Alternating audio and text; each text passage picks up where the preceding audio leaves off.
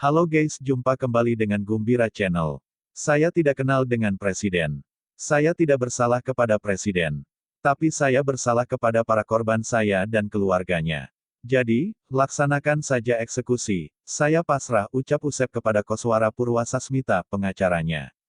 Usep menolak untuk melakukan banding, kasasi, bahkan mengajukan gerasi kepada Presiden atas tindak kejahatannya. Pria kelahiran Lebak tahun 1968 itu yakin dan menerima putusan vonis hukuman mati dari Majelis Hakim Pengadilan Negeri Rangkas Bitung, Lebak, Banten, pada tanggal 10 Maret tahun 2008. Di antara para Bromo Corah yang pernah divonis hukuman mati di Indonesia, mungkin Usep yang menerima keputusan itu dengan sikap legowo. Pria yang saat itu berusia 40 tahun dan memiliki nama asli Tubagus Maulana Yusuf menolak semua upaya hukum untuk membebaskannya dari jerat hukuman. Proses eksekusi mati terhadap Usep tergolong paling cepat, 4 bulan. Hal itu berbeda dengan para narapidana hukuman mati lainnya yang memerlukan waktu bertahun-tahun dari menerima putusan vonis hingga eksekusi mati dijalankan. Saya lebih baik mati daripada hidup di penjara, begitu ucap Usep kepada mertuanya, Nur, yang tengah membesuknya di lembaga pemasyarakatan, Lapas Kelas 1, Kota Tangerang seperti dikutip Kompas, edisi tanggal 10 Juli tahun 2008. Sebelum dieksekusi, Usep mengajukan 5 pesan sebagai wasiat kepada petugas lapas. Pertama, meminta berkumpul dengan istri dan anaknya selama 1 pekan penuh, siang hingga malam. Kedua, meminta pembimbing rohani yang menguasai kitab Mutfah Mawadah dan menguasai ilmu agama Islam selama 3 hari. Ketiga, bila ada saudara yang mengunjunginya, ia meminta jangan diperlakukan seperti napi agar mereka tak bersedih. Keempat, meminta dikuburkan di samping kuburan ayahnya di Kampung Kandang, Kujangsari, Cileles, Lebak, dan diizinkan melakukan salat sunnah dahulu. Kelima, meminta dihadirkan ibu kandungnya selama 1 pekan di waktu siang hingga sore. Jumat malam, tanggal 18 Juli tahun 2008, Usep dibawa dari Lapas Tangerang menuju sebuah hutan yang masuk wilayah Kecamatan Cimarga, Lebak. Di hutan itu, di tengah dinginnya malam nan gelap, Usep dihadapkan pada regu tembak yang berjumlah 10 personel Brimob Polda Banten. Tepat pukul 22.30 waktu Indonesia Barat, 3 peluru tajam menghujam tubuh Usep tepat di sasaran, jantungnya. Dalam hitungan detik, tubuh Usep terkulai. Tim medis yang memeriksanya menyatakan ia sudah tak bernyawa. Jasadnya segera dibawa ke Pusat Kesehatan Masyarakat Puskesmas Cimarga untuk diotopsi dan dimandikan. Lalu, jasadnya diserahkan kepada keluarga. Malam itu juga, jasad Usep dikuburkan di Kampung Kandang. Usep memang terkesan heroik menerima hukuman matinya. Namun, bagi keluarga korban, lebih-lebih masyarakat Banten, ulah Usep memang tak bisa diampuni. Semua itu karena perbuatannya yang tega membunuh 8 orang warga Lebak dan Tangerang hanya demi uang. Ke-8 orang yang dibunuhnya adalah On, Salikun, Imik Zamzani, Yudi dan Umron pada tanggal 17 Mei tahun 2007. Kelimanya mati setelah meminum racun tikus dan dikuburkan dalam satu lubang di hutan Kampung Cipajar, Cileles. 3 korban berikutnya adalah warga Tangerang, yaitu Anto, Samali dan Nasrun. Mereka juga tewas setelah minum racun dan dikubur bersama hutan Kampung Ciburuy, Cileles, pada tanggal 19 Juli tahun 2007. Ulah Usep diketahui polisi setelah Polres Lebak menerima laporan seorang wanita yang tak lain istri korban Anto, Dewi 30, Senin, tanggal 23 Juli tahun 2007. Dewi yang ditemani anaknya datang mengadukan nasib suaminya yang tak kunjung pulang ke rumah selama 3 hari. Anto pergi bersama 2 rekannya, Samali dan Nasrun, sejak tanggal 20 Juli tahun 2007. Kepada polisi, Dewi mengatakan Anto pergi untuk menemui seorang dukun yang bisa menggandakan uang di desa Cikareo, Cileles.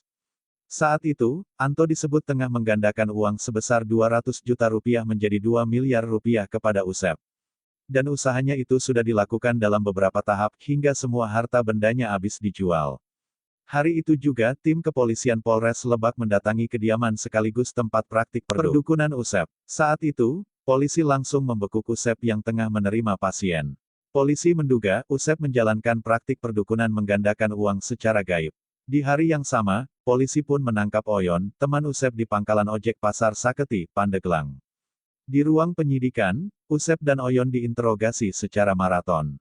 Polisi menduga kedua orang ini sangat tahu keberadaan Anto, Samali, dan Nasrun yang dilaporkan hilang itu. Melalui teknik interogasi khusus, akhirnya polisi penyidik menemukan korelasi keterangan saksi dan pengakuan keduanya bahwa Anto, Samali, dan Nasrun menghilang dan telah mati dibunuh. Usep sejatinya bukanlah orang pintar atau sakti. Usep hanya berpura-pura sebagai dukun yang bisa menggandakan uang. Ia bekerja sama dengan Oyon, yang berperan mencari pasien. Keduanya mendapatkan pasien yang berasal dari Jakarta, Bogor, Tangerang, hingga Bekasi. Semuanya rata-rata dimintai uang mahar sebagai syarat ritual mereka. Hal yang sama dilakukan kepada Anto, Samali, dan Nasrun. Motif awalnya, Usep dan Oyon untuk menipu soal penggandaan uang, tapi diakhiri dengan pembunuhan. Nyawa mereka ditumpas, uang 36 juta rupiah, dompet dan ponsel mereka dirampas keduanya. Malam hari itu juga Usep dan Oyon digelandang polisi untuk menuju sebuah hutan di kawasan Kampung Ciburui, Desa Cikareo, Cileles. Mereka diminta polisi untuk menunjukkan mereka mengubur ketiganya. Setelah menemukan kuburan itu, Usep dan Oyon diminta menggalinya. Tak lama, ditemukan jasad ketiga korban dalam satu lubang yang sama. Rata, jasad mereka sudah mulai rusak. Dari pengakuan kedua tersangka itu, polisi pun akhirnya mendapatkan fakta baru. Usep dan Oyon ternyata sebelumnya sudah melakukan hal yang sama kepada Oon, Salikun, Imik Zamzani, Yudi, dan Umron pada tanggal 17 Mei tahun 2007. Keesokan harinya, Selasa pagi, tanggal 24 Juli tahun 2007, Usep dan Oyon kembali diminta menunjukkan lokasi kuburan kelima korban itu. Ternyata, lokasi pembunuhan pertama berjarak sekitar 1,5 km. Kelima korban ini dikubur di dalam satu lubang berukuran 2 kali 2 meter di tengah hutan Kampung Cipajar, Desa Cikareo, Cileles. Usep dan Oyonlah yang mencari dan menggali kuburan itu disaksikan sejumlah polisi. Polisi terkejut dengan apa yang ditemukan. Kelima jasad korban yang ditemukan nyaris sudah tak bisa dikenali lagi. Semua jasad-jasad yang ditemukan itu langsung dibawa ke kamar mayat Rumah Sakit Umum Daerah RSUD, Serang. Semua keluarga korban yang mengadukan anggota keluarganya berdatangan, termasuk keluarga Dewi. Keluarga itu histeris dan mengutuk perbuatan biadab Usep dan Oyon. Oyon memang yang mengenalkan Anto, Samali, dan Nasrun kepada Usep. Sebelum dibunuh, masing-masing menyerahkan uang 14 juta rupiah kepada Usep. Ketiganya pula yang diminta Usep untuk menggali lubang tanah sedalam 2 kali 2 meter. Alasannya, lubang itu sebagai pintu gerbang gaib untuk menarik uang. Mereka percaya saja. Setelah lubang selesai digali, Usep meminta ketiga pasiennya itu untuk meminum air racikannya yang terlihat berwarna kehitaman. Ternyata air itu berisi potas alias racun tikus. Tentu saja, setelah lelah menggali lubang, setelah minum cairan racikan Aba Usep, begitu panggilan Usep mereka langsung limbung dan pingsan. Saat itulah, Usep dan Oyon malah merogoh semua saku celana dan baju ketika korbannya. Mereka mengambil dompet, ponsel dan sisa uang yang ada. Setelah itu, mereka menyeret tubuh ketiga pasiennya dan membuangnya ke dalam lubang yang mereka gali sendiri. Keesokan harinya Usep dan Oyon masih melakukan penipuan kepada orang lainnya hingga akhirnya mereka ditangkap.